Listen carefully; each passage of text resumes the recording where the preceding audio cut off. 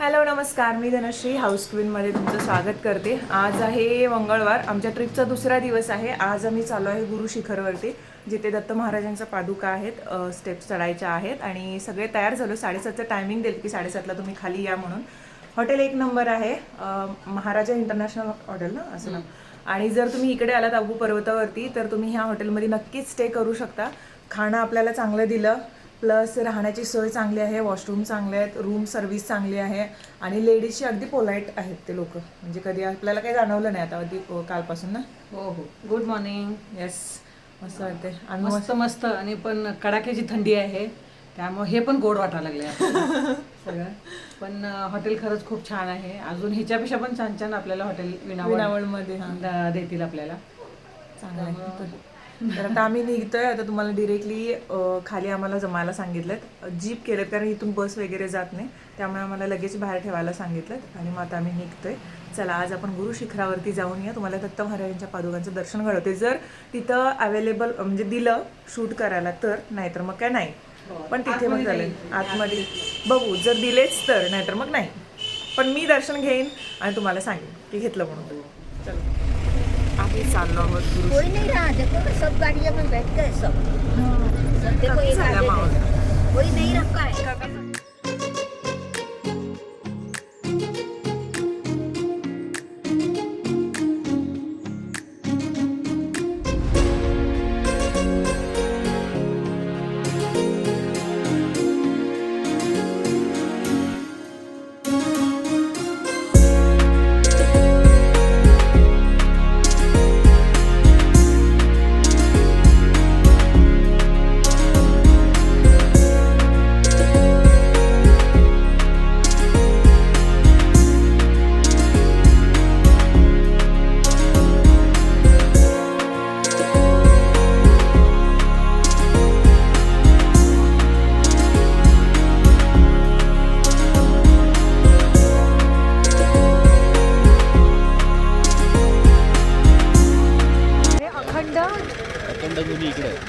अखंड धुनी आणि वरती आहे ते चरण पादुका आहेत वरती.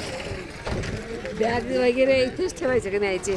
कुठली गाडीत ठेवू शकता तुम्ही, जर नसेल तुम्हाला कॅरी करायचं. कॅरी केलं तरी चालेल. हां सगळं.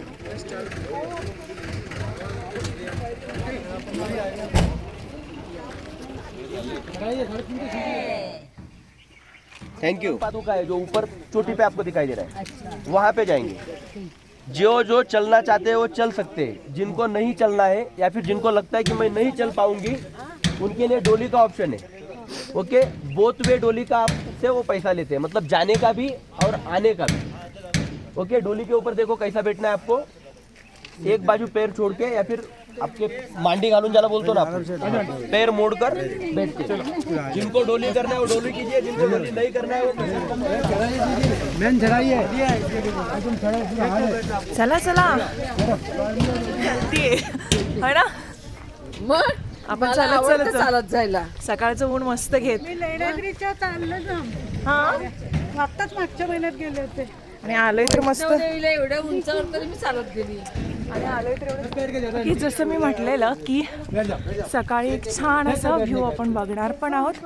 आणि जे स्थान आहे गुरु शिखर, तर तिथे आले दत्त महाराजांच्या पादुका आहेत आणि खूप मस्त वाटते. कारण मला माहीत नव्हते की ॲक्च्युअलमध्ये इथे येणार आहोत. आणि इथे वरती मंदिरापाशी चालले. चला, मला सोडून पुढे फास्ट फास्ट निघाले. चालण्याचा परिणाम आहे तिचा. आणि मी पाठी आहे. चला, ही दुकानं आहे तशी येतं, डोलीची पण सोय आहे. चला चला चला, कमिंग कमिंग. कस येस झालं, एडिट रात्रीच केलं. हा रात्री मोबाईलमध्येच. येस, मला थोडे टिप्स पाहिजे. नक्कीच पुढच्या वर्षी बनवायचे 10वी नंतर. नक्की नक्कीच. व्ह्यू मस्त आहे, खूप छान आहे व्ह्यू. आत्या सगळ्यात पुढे आहे. मस्त छान कोवळं ऊन पडलंय. काढले थोडंसं ओले आहेत ना केस, तर डोकं जाम ओढून ठेवलं. छान आहेत.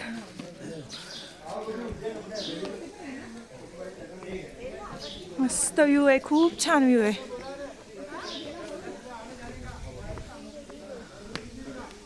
हेच मंदिर श्री गुरु दत्तात्रेय मंदिर गुरु शिखर. वा, अखंड ध्वनी तपस्या स्थल.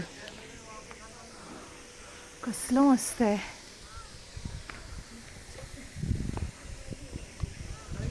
व्ह्यूच मस्त आहे. कसलं भारी दिसतोय व्ह्यू. एकदम मस्त. चलो आगे आइए. वर्थ इट आहे हा. माउंट आबू खूप सुंदर आहे. फक्त माउंट आबूसाठी. हां, फक्त माउंट आबू जरी केला तरी चालेल. खूप सुंदर आहे. राहायची पण खूप छान सोय आहे. त्यामुळे जरूर या. रात्री व्हिडिओ बघत होती सरकारांचा. सबसे हाईएस्ट पॉइंट पे और इस जगह की जानकारी देने के लिए हमारे साथ आज है गंगा सिंह जी. हमारी इस जगह की माउंट आबू की पूरी जानकारी देंगे. तो आपको जो भी डाउट्स रहेगा उनके जानकारी देने के बाद आप उनको पूछ सकते हो. जस्ट है कि बीच में उन्हें टोकना नहीं, तो उनका फ्लो भी चले जाएगा या फिर उनको जो बताना है तो भी वो भी मिस आउट हो सकता है. ठीक है, तो गंगा जी के लिए थोड़ा एक तालियां हो जाए. येस. गर्ल्स, हम लोग जिस जगह पे आए हैं दत्तात्रेय भगवान का स्थान है, तो उसके बारे में धार्मिक महत्व क्या है इस जगह का वो भी आपको बताएंगे. और कल रात को आप जो नक्की लेक गए थे तो नक्की लेक के बारे में भी वो बताएंगे कि नक्की लेक का महत्व माउंट आबू में क्या है. Okay okay. जो आप खड़े इस जगह इस पॉइंट का नाम बोलते हैं गुरु शिखर. गुरु का मतलब होता है ज्ञान देने वाला, शिखर का मतलब होता है ऊंचा. ये जो पर्वत का हाइट है समुद्र लेवल से 5653 पे हो, मीटर में 1722. ये इंडिया का तीसरा स्टेट है. फर्स्ट अपना हिमालय, सेकंड नीलगिरी, 3 नंबर आता है अरावली. ये राजस्थान और गुजरात का टॉप है, तो इंडिया का 3 नंबर आता है. मंदिर जो देखने जा रहे हैं दत्तात्रेय का जन्म हुआ था चित्रकूट MP UP के बॉर्डर के पास जन्म हुआ था बाबा दत्त का. इन्होंने 12 साल की एज में घर परिवार छोड़ दिया था. 20 साल ये जो माउंट आबू देख रहे हैं ये 250 में फैला वो माउंट आबू, मगर आप जो घूम रहे हो 50-60 किलोमीटर का गाड़ी जाता है. मगर 190 किलोमीटर पूरा अभ्यारण्य रहता है. इसमें सब तरह के जानवर है, भालू है, खरगोश है, पैंतर है, सुअर है, सेवली, हिरन है. दत्तात्रेय ने इन जंगलों में 20 साल ध्यान किया था. 20 साल की एज में 24 गुरु बनाए थे बाबा दत्तात्रेय. उन 24 गुरुओं ने कहा कि आप साधु हो, संत हो, एक जगह बैठ के ध्यान करो. तो जो मंदिर देखने जा रहे हैं, इस मंदिर के अंदर दत्तात्रेय महाराज ने सतयुग के अंदर 5500 साल पहले बैठ के तप किया, जब जाके भगवान विष्णु का 6ठा रूप मिला था इनको. एक बॉडी में इनका 3 रूप धारण हुआ था, ब्रह्मा विष्णु महेश. विष्णु का 6ठा रूप मिलने के बाद अंदर मंदिर के अंदर जाओगे तो दत्तात्रेय का एक बॉडी है, 3 मुख और 6 भुजाएं, और उन्हीं के सामने भगवान शिव का मुकुट है. जहाँ बाबा दत्तात्रेय ने तप किया है उधर हवन कुंड है, जहाँ बैठ के तपस्या करते थे. वो अखंड धुनी 24 घंटा चालू रहता. अखंड कहा गया, उनकी हाथों से चिंतन किया हुआ, जब से लेके आज तक बंद नहीं हुआ है. मॉर्निंग में जैसे सुबह क्या होता है, महात्मा लोग पूजा आरती करते 4 बजे 5 बजे, उसको ओपन कर देते हैं. नीचे जो आग रहता है उसके ऊपर 108 आहुति देते. 2 घंटों के लिए हवन कुंड चालू रहता है. जैसे हवन कुंड की आग डाउन हो जाती है तो महात्मा क्या करते हैं, उसको पैक कर देते. उसका जो भस्म होता है वो थाली में निकाल देते. उसका तिलक होता है जो मन के अंदर अपने शांति होता है. उसी भस्म से इस पहाड़ के अंदर एक भस्मेश्वर महादेव को स्थापित किया दत्तात्रेय ने. जैसे अपने गाड़ी खड़ा है, फर्स्ट पार्किंग, आगे एक 2nd नंबर पार्किंग रहता है, मेन पार्किंग. यहाँ मंदिर का गौशाला है, 50-60 गाय है. सुबह जंगल जाती है, शाम को आती है. सुबह जो पहली गाय का दूध निकलता है वो अभिषेक होता है भस्मेश्वर महादेव. फिर चलेंगे राजस्थान और गुजरात के टॉप पॉइंट पे, इंडिया के 3 नंबर पे जाएंगे, जहाँ दत्तात्रेय पादुका, और पादुका से दर्शन होगा बाबा अत्रि ऋषि, दत्तात्रेय के पिता अत्रि ऋषि, और इसके पीछे दर्शन होगा सती अनसुईया का, माता सती अनसुईया का, जो चित्रकूट के अंदर मंदिर है, MP UP के पास. और ऊपर जाओगे तो घंटी है, विशिंग बेल, 135 kg का घंटी लगा हुआ टॉप में. जैसे ये रडार दिख रहा है आपको, इंडियन एयरफोर्स का रडार है सामने वाला टॉप में. अपना जैसे टोल टैक्स लगाना, ग्राम पंचायत हो रही है पर मेंबर 5 रुपये, वहाँ से लेके गुरु शिखर तक 72 में रोड देगा. पहले यहाँ टूरिस्ट को गुरु शिखर आने के लिए 72 में वॉक करके आना पड़ता था. 12 किलोमीटर आना और 12 किलोमीटर जाना. आने जाने में 2 दिन लगता था. जब से यहाँ रडार लगा, अपना गाड़ी खड़ा है, BSF बॉर्डर सिक्योरिटी फोर्स लगा, और ये बैक साइड में जा रहा है इसरो का, एशिया का 2nd नंबर टेलीस्कोप है, 2x5 मीटर. इसको जो टॉप से जो नज़र आएगा आपको, इसरो का भी है, PRL का भी है. बाबा ऑटोरिक रिसर्च सेंटर बना हुआ, बहुत बड़ा सेंटर है, जो तारे घरे सैटेलाइट की साइंटिस्ट लोग खोज करते हैं. इन पहाड़ों में क्या सबसे बड़ी की फैक्ट्री और प्रदूषण नहीं है. या जो स्टार होते हैं नाइट में, वो पूरे चमकते हुए नजर आते हैं, तो उनकी वैज्ञानिक लोग खोज करते हैं इन पहाड़ों में. वहाँ टॉप जाएंगे, हाईएस्ट पिक से केदारनाथ, बद्रीनाथ भी मंदिर है माउंट आबू में, जो 4 किलोमीटर पाई करना पड़ता है, जहाँ लोगों की एज होती है 120, 190. और इसके बैक साइड से है शेर गांव 22 किलोमीटर गांव रहता है जहाँ महाराणा प्रताप ने नाइट होल्ड किया। वो जानकारी मैं शिखर दूंगा। पहले अपने दत्तात्रेय को नमस्कार करना है, बाहर आके फोटोग्राफी होगा, फिर सेकंड मंदिर के लिए रवाना होंगे हाईएस्ट पिक के लिए टॉप पे, और टॉप से पूरा ऑल राजस्थान का मैं व्यू दिखाऊंगा। ओके, बूट चप्पल खोल के जिथे तपस्या केली होती महाराजांनी खूपच सुंदर आहे. आतमध्ये फोटोग्राफी आपण नाही करू शकत, पण हा वरती पादुका आहेत आणि व्ह्यू पण आहे, तोही तुम्हाला दाखवेन. नक्की भेट द्या. खूप मस्त आहे आतमध्ये मंदिर, तरी शांत वाटतं, प्रसन्न वाटतं. सगळ्या दगडावरती उगवलेली आहे. येस, कोणाला माहीत असेल मेन नाव तर कमेंट सेक्शनमध्ये मला नक्की सांगा.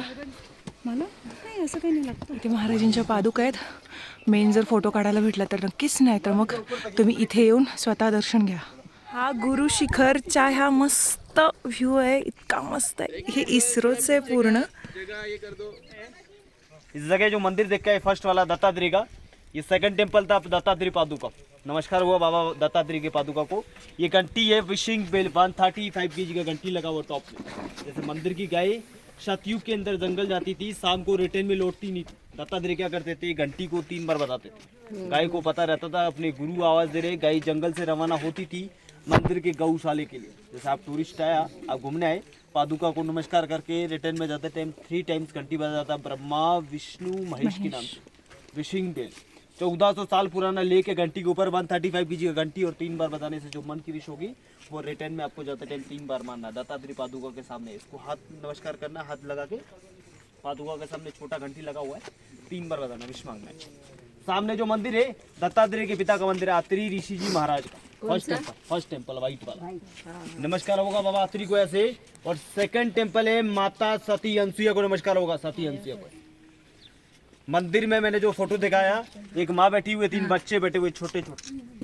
ब्रह्मा विष्णु महेश की जो पत्नियां थी, लक्ष्मी सरस्वती और पार्वती, तीनों देवियां सती अनसुईया पे जलती थी. कहती थी इन पहाड़ों में सबसे ज्यादा जय जयकार होती है वो अत्रि और अनसुईया की होती, हमारी आपकी क्यों नहीं होती. पति अपने पति से कहने लगी, दत्तात्रेय की पत्नी अपने पति से कहने लगी कि हमारी आपकी जय, आप तो गुरु हो, देवता ऋषि संतों को आपकी और हमारी इन पहाड़ों में जय जयकार क्यों नहीं होती. अत्रि और अनसुईया की जय जयकार क्यों होती है. जब तक आप अत्रि अनसुईया की परीक्षा लेकर नहीं आते, जब तक हम भोजन ग्रहण नहीं करेंगे. तीनों मौन व्रत में बैठ गई, तीनों देवियां. 2 दिन हो गए, 3 दिन हो गए, तो तीनों भगवान को थोड़ा दया आई. कहने लगे कि बिना अन्न भोजन तो इनकी मृत्यु अवश्य हो सकती है. तो दत्तात्रेय ने क्या किया, कहा अपने पत्नी से हम इस वेश में नहीं जाएंगे, हमारे को एक ओल्ड का वेश धारण करना पड़ेगा. तो तीनों ने क्या किया था, एक ब्राह्मण का रूप लिया था, और ब्राह्मण के रूप में माता अनसुईया की कुटिया के बाहर जाके बैठ गए थे. जैसे माँ ध्यान से बाहर आई, तीनों ब्राह्मण साधुओं को देखा, माँ ने देखा कोई ओल्ड साधु है, नमस्कार किया साधुओं को.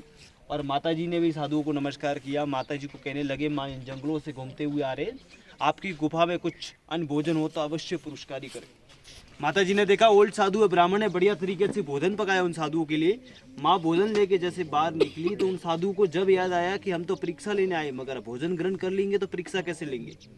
उन साधुओं ने क्या किया, भोजन के साथ ही परीक्षा ले ली माता जी की. कहने लगे कि माता जी जब भोजन लेके बाहर आई तो साधु कहने लगे कि जो स्त्री हमें भोजन पुरस्कारी करती है वो नेगेटिव मैंने वस्त्र उतार के ओनली 4 हमारा हाफ वस्त्र रहता है. वो तो माँ थी, अभी किसी साधु के सामने नेगेटिव होके कैसे भोजन पुरस्कारी करे. माँ क्रोधित कहती हो गई, कहने लगी गुरुदेव आप इतने ओल्ड हो, आपके सामने में नेगेटिव होके कैसे भोजन पुरस्कारी करूँ. तो ब्रह्मा विष्णु महेश ने इन तीनों ब्राह्मण के रूप में, तीनों ब्राह्मण ने कहा कि हमारा माता जी धर्म है, हम धर्म से ऊपर नहीं जा सकते. वो जब भोजन छोड़ने लगे तो माता जी ने कहा ब्राह्मण साधुओं के श्राप मार जाएंगे तो हमें पाप लगेगा, आगे कोई मेरे पुत्र नहीं है. तो माता जी ने साधुओं को बिठाया और अपना अंदर गुफा में गई. गुरुदेव को समय करो, समय दो मुझे. माँ अपने गुफा के अंदर गई और अपना मेमोरी फोकस किया उन साधुओं पे, मगर साधुओं को पहचान नहीं पाएगी साधु कौन है और ऐसी मेरी कठोर परीक्षा क्यों लेना है. जब माता जी ने ध्यान लगाया उन साधुओं के बारे में नहीं पहचान पाई तो बाबा अत्रि यहाँ से 4 किलोमीटर जंगल में गए थे, गाय के साथ थे. बाबा अत्रि के बारे में ध्यान लगा. अपनी पत्नी ने कहा कि ऐसे कोई साधु आए पहली बार जो मेरी ऐसी कठोर परीक्षा ले रहे. तो माता जी ने अपने पति अत्रि ऋषि जी ने ध्यान लगाया, जंगल में से देखा ही तो भगवान है, मगर इनकी भी मजबूरी है, इनकी पत्नियों ने भेजा परीक्षा ले ली.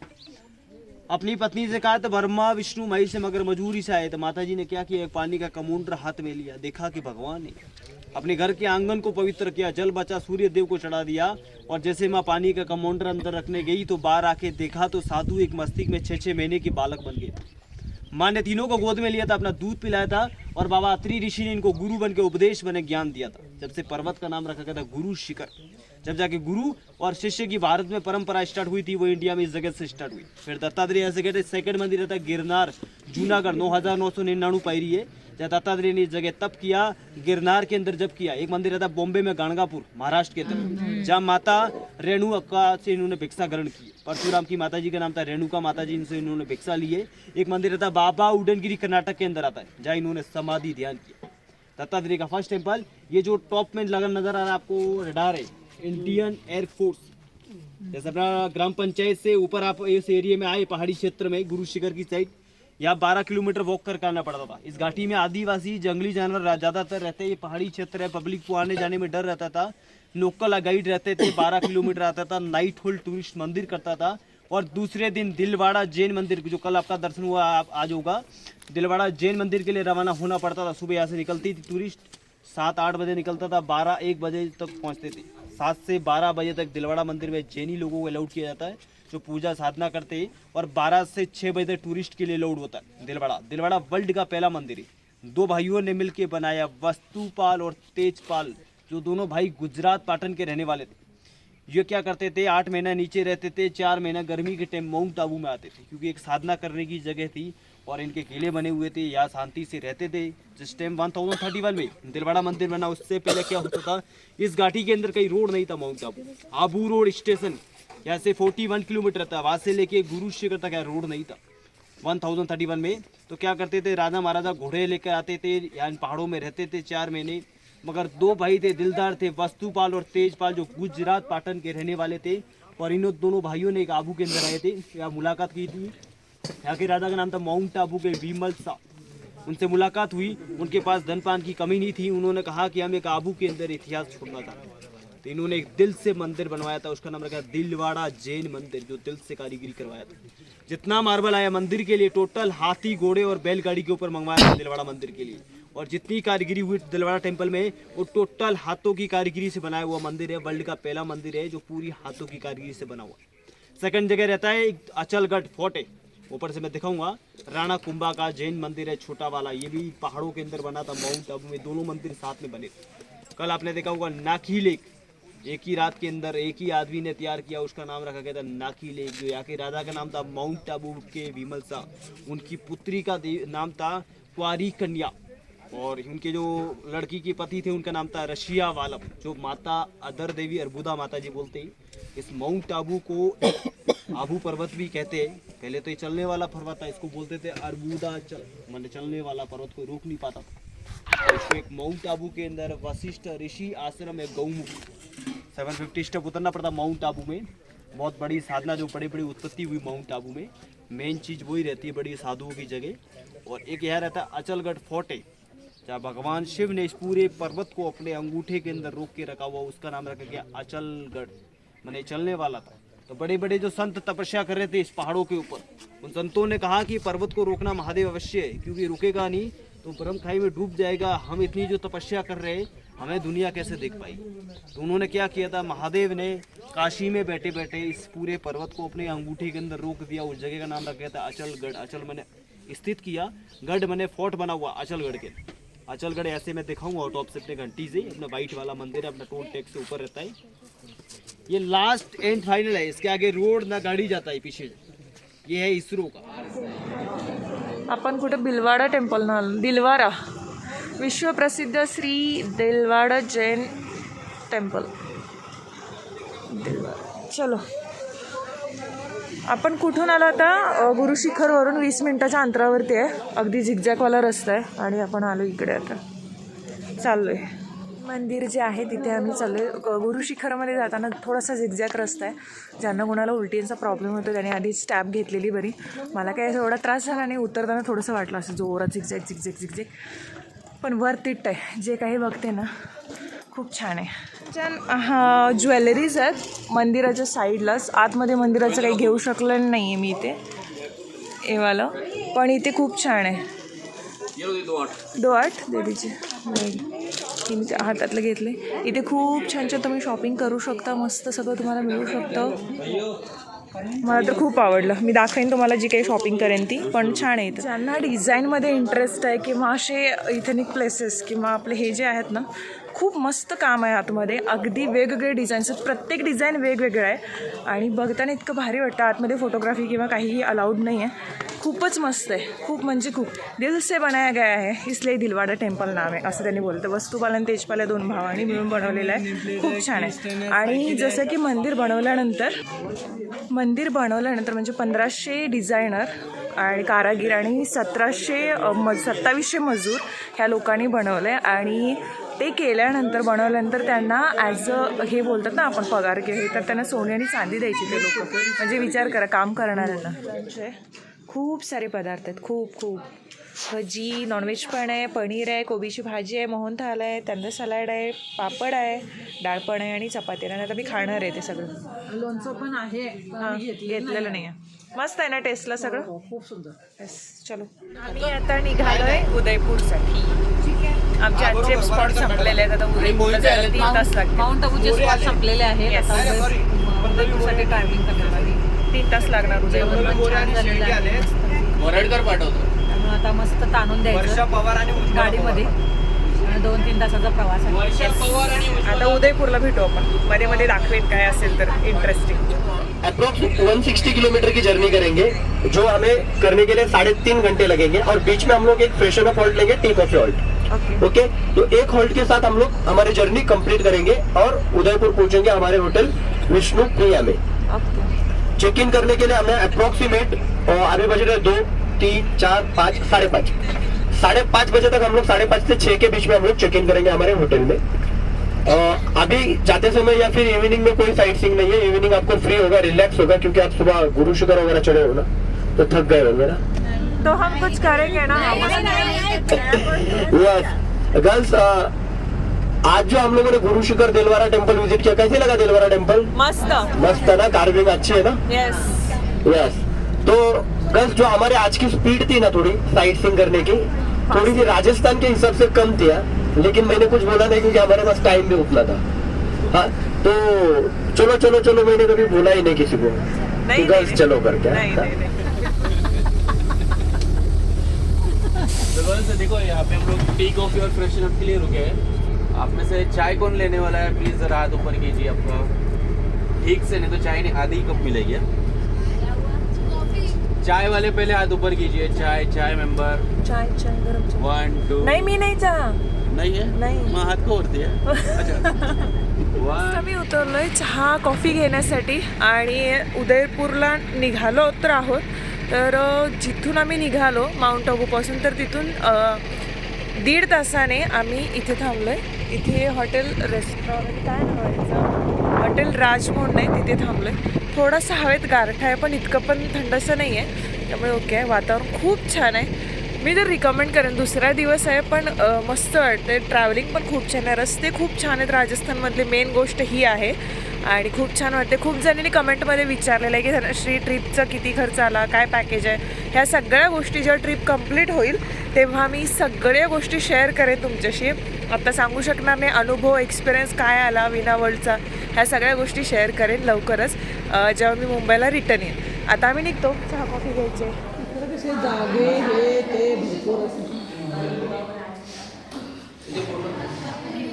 हां, काय म्हटली?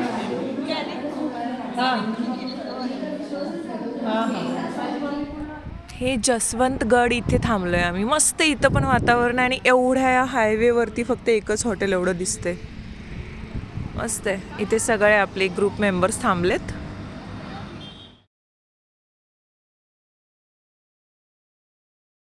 हॉटेल सेकंड डेचं उदयपूरचं हॉटेल विष्णुप्रिया. चलो चलो चलो.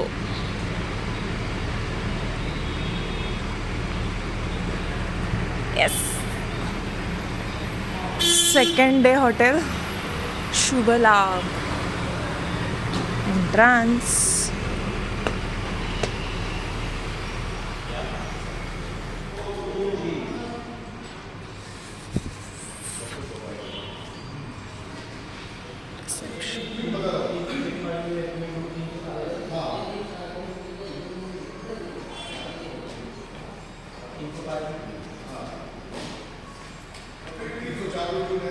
मी उदयपूरच्या जो हॉटेल आहे हॉटेल विष्णुप्रिया इथे पोहोचले आणि इथून स्टार्टिंग आहे. मी स्टार्टिंग आधीच तुम्हाला व्हिडिओमध्ये दाखवते. मस्त एक नंबर रूम आहे.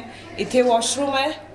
वॉशरूममध्ये काय दाखवणार, वॉशरूम सारखं आहे पण चांगलं आहे. मस्त कपाट दिले तुम्हाला. आम्ही 2 दिवस इथे आहोत, आज आणि उद्या.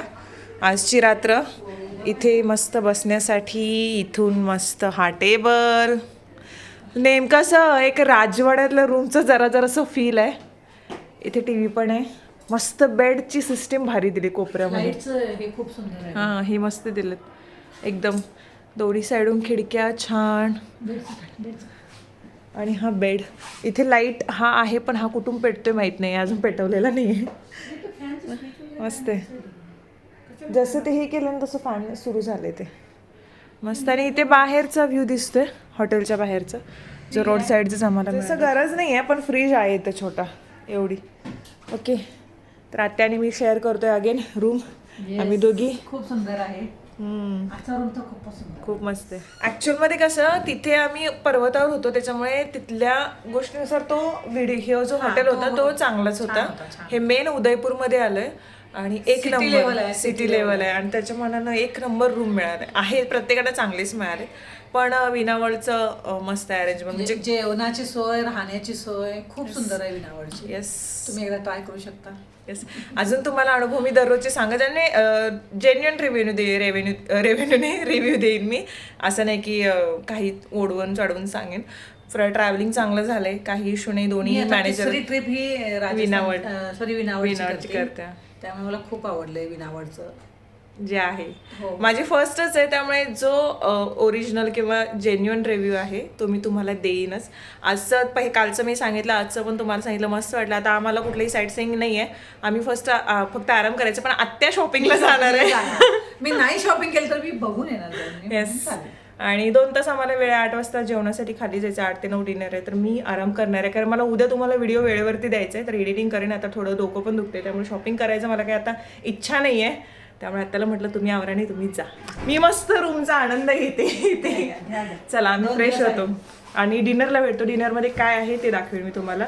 जसं आता लास्ट आम्ही जेव्हा माउंट आबूवर निघालो तेव्हा सकाळचं लंच जो होता तो पण छान होता आपला महाराष्ट्रीयन पद्धतीने. जसं कोबीची भाजी हे वगैरे खूप छान होतं. मी फोटो इथं देईन साईडला ताटाचा पूर्ण. मस्त होता. जेवणाचा आस्वाद खूप छान घेतला. तर आता आवरतो आम्ही, जरा फ्रेश होतो आणि जरा आंघोळ वगैरे बघूया. दिवसभर जरासं कंटाळा आलाय, आवरून घेते.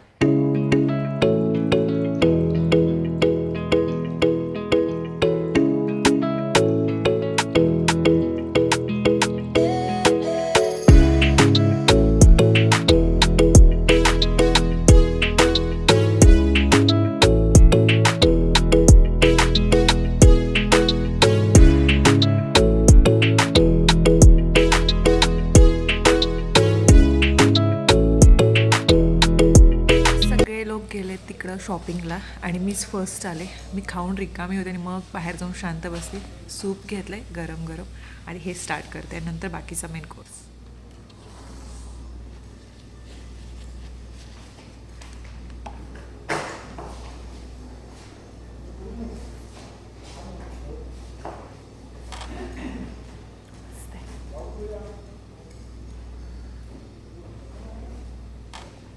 प्रत्येक गोष्ट थोडीशी घेतले जेणेकरून वेस्ट जाऊ नये. सूप पण छान आहे आणि ह्या बाकीच्या गोष्टी घे. हे जे आहे काजू करेला ना, काजू करेला. ये ऐसे मीठा कैसे बनता है इतना? शुगर पाउडर भी लाते हैं इसमें. Sugar powder. ये खास वीनावल वालों के लिए बनाते हैं आप?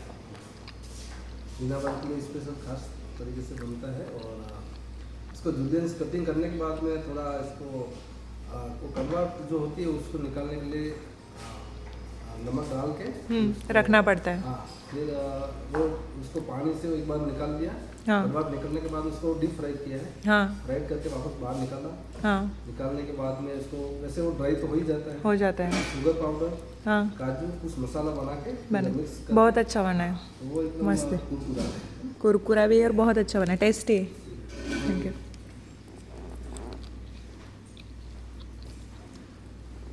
मस्त आहे. खूप टेस्टी आहे. वेगळं काहीतरी काजू करेला.